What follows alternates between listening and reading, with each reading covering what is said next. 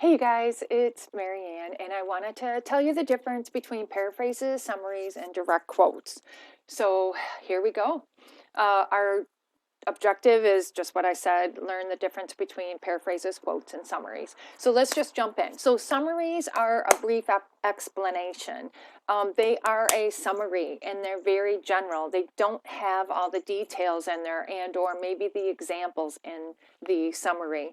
Say you have a 1,000,000 word text, like an article or a book, or, of course not a book. I'm sure it's going to be more than that, but you could have a 1 word or a 10 word or a 100 word summary, or you could have a 1 sentence summary, a 10 sentence summary, or a 100 sentence summary based on the amount of the text to begin with. So a summary is always cited, but it's typically in the narrative, but not always. But again, it's boiled down. And I always give the example, not to be religious, but the Christian Bible, you could summarize. So how do I explain this? So a Bible, the root word of Bible is bib, and that means book. And so just like a bibliography, that's the old term for a works cited page or a reference page. And so it's a list of books. And so the Bible is a collection of books. And so you could either summarize each book with 1 sentence, or you could summarize the whole Bible in 1 sentence or 10 sentences, whatever. So that's what I mean by boiling down. Same thing with the Quran. You could boil it down to 1 sentence, 10 sentences, 100 sentences, but it certainly would be a lot shorter than the whole Quran. So let's move on. Here are some examples. So I don't know if you have this text or not, or if we've gone over it yet, but Mary Sherry is an author of a text that I usually have students read, and she points out in her article, in praise of the F word, that failure is on the children, parents, and teachers. So like her main point is that we should be failing students to motivate them to do better. And so she says that the children, the parents, and the teachers all collectively should support this failure just so that confidence is given to the student, like, hey, you can succeed, you can do better. And that's her point. And she has a text that is like 10 paragraphs long, and it's summarized right here in 1 sentence. Here's another one. Mary Sherry suggests that teachers failing students is an option that provides motivation for students to succeed. So again, her text is like 10 paragraphs long, and here we are summarizing it in 1 sentence. Direct quotes are also cited, and they're word for word from the text. So word for word. And typically it doesn't need to be a whole sentence. You want to just pull out the essential language that really supports what you are saying in your paper. And typically it probably isn't a whole sentence, because a whole sentence has some fluff in it. It has some a, and thes in there. It has, some adjective phrases that we really don't need. So just boil it down to the actual phrase that really supports what you're trying to say. You want to use quotation marks because it is word for word. It's definitely cited. And again, you want to pull out the meaningful, unique, effective language. If you can't justify it with a paraphrase and it's just really says exactly what you want it to say in support of your argument, then definitely use it. Self-plagiarism is word for word from one of your previous papers and not cited in another paper. Okay, so this is what I mean. You wrote a paper. You entered into you turned it in. You entered into the academic conversation, and when you turned it in, that is published. So if you have words, like conclusions that you made, deductions that you made, inferences you made in that paper, and you want to include the same content in your other paper, word for word or paraphrases, you have to cite yourself, because you already became an academic by turning that paper in. Now, you can use the same sources and you can requote the same quotes, because they're not necessarily, you're going to cite them not yourself, but you're going to cite them from the original source. But if you came to any conclusions, then those conclusions should be cited in your new paper. So that's what I mean about self-plagiarism. If you have to tweak the quotes, they should be very smooth, follow the same verb tense, follow the same point of view in your paper that you're already writing. You use brackets. So if you amend any of the direct quote to make it smooth in your paper, then whatever word you changed, you just put it in brackets. Ellipsis is if you have a sentence, say, or a long phrase, and there's some stuff in there that you don't really need, then you put the little 3 dots, the ellipsis, in there to indicate that you pulled out some text. And SIC means that maybe there's a grammar problem in that direct quote, or maybe there's a typo, or maybe there's a spelling error. After the error, then you would put SIC, and it would indicate that you are aware of that error, but it is attributed to the author of that direct quote. So again, you would use SIC after the error that you notice to make sure that that error is attributed to the author and not you. Direct quote helpful hints: keep the length to a sentence or less. Lengthy passages, which are 4 lines or more, are indented all the way, not just that first line, but the whole thing.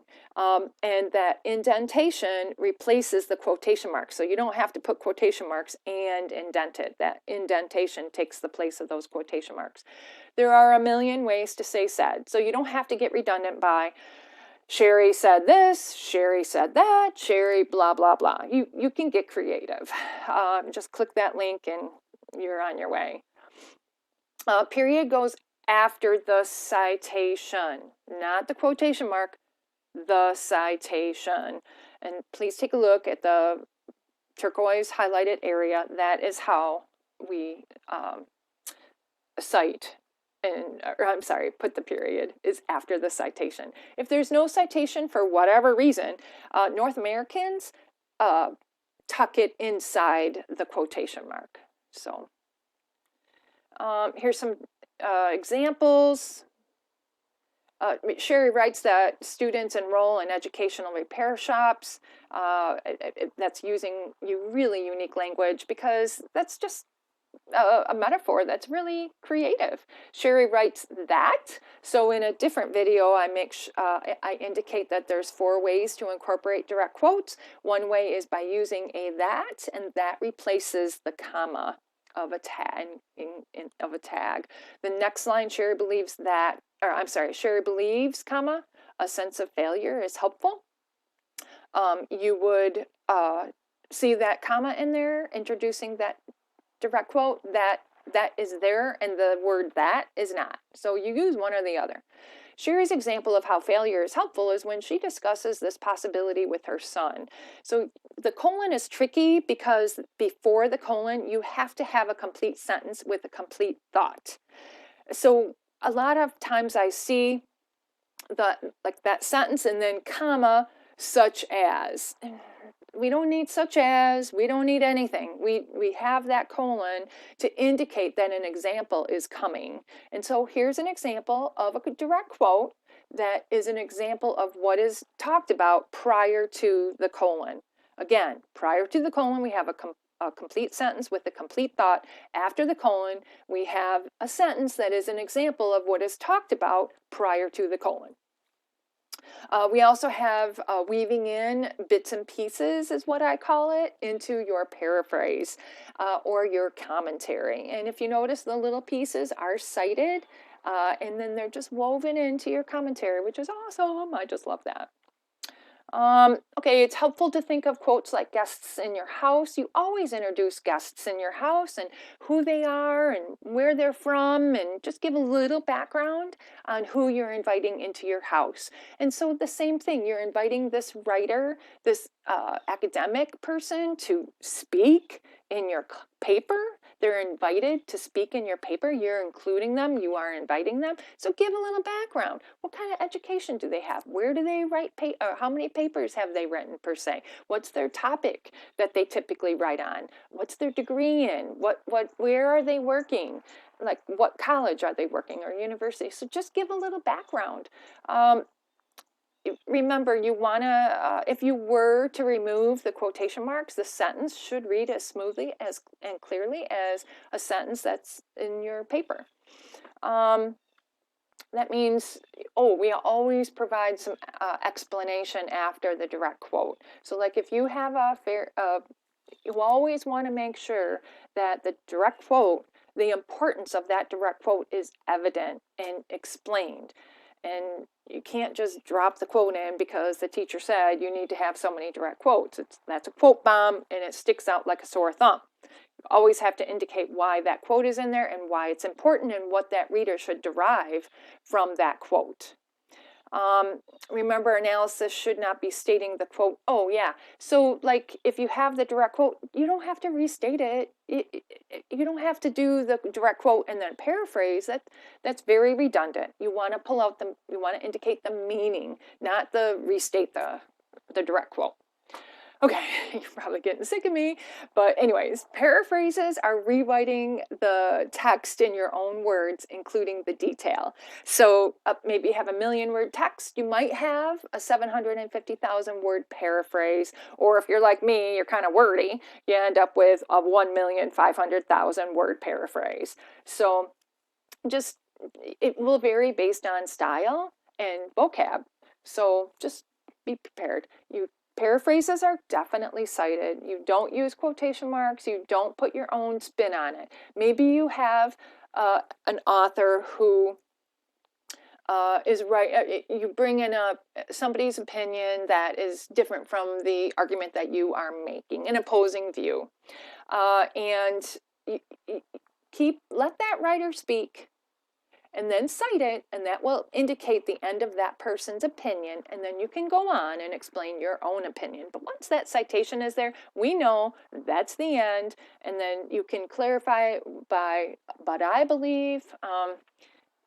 I don't promote the word I, but in some instances, to clarify between what that other writer wrote and what you believe, you'll have to add I believe in there. There is a video that's pretty cool that I usually recommend. So this is actually an example from a student that I got, and the original text is on the top, and then his paraphrase is on the bottom. And what happened is he just clicked the thesaurus function every other word. And if you notice, recorded is the same thing as written down. Begins is the same thing as starts. Baptism is the same thing as christening. Kirkcaldy, Scotland is the same thing as Great Britain. Undocumented is not known. Age 13 is a young teen. Moral philosophy is the same thing as ethics. So that is wrong. You cannot do that because it is considered plagiarism, and yes, the words are not the same. However, the style is replicated, and you cannot copy a person's style. That is that is plagiarism. So just please keep that in mind. That's just not a thorough enough paraphrases. Please know paraphrases take a minute. They are not easy because the words are right in front of you, and you don't want to use that person's same words, but they're right in front of you. You want to use them, but you just got to think about the meaning behind what they're saying. So anyways, we can do some quizzes, we can watch the paraphrase video, whatever you want to do. But anyways, that is paraphrases, direct quotes, and summaries. Hope you have a great day.